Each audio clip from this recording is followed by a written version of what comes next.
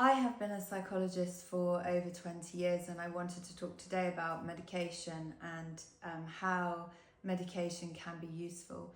Early on in my career, I was quite anti-medication, and I felt like we shouldn't take any kind of medication unless we were so severely unwell that we couldn't function. But actually, what I think now is that anxiety, if we experience anxiety over a long period of time, then it shifts the body's ability to be able to work. So if you've got one person that has grown up in a war zone and you've got another person who's grown up in a very happy, peaceful environment, then the person who's grown up in a war zone is going to have a much more triggered anxiety system. They'll have a lot more cortisol and adrenaline hanging around waiting to pounce on something that they think is going to go wrong. And actually, sometimes it's useful to have a reset of that system, and medication can help there. However, I would say that medication is not something there's one size fits all. In my experience of people taking medication, it can be that you have a positive experience with one type and a negative experience with another type, and for someone else, the roles are reversed.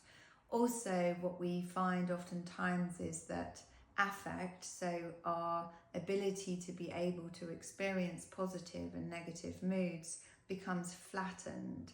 So even though the anxiety might have reduced, actually we feel less joy. And even though we might feel less anxiety, we're not able to cry in situations where we feel like actually we want to have a good cry.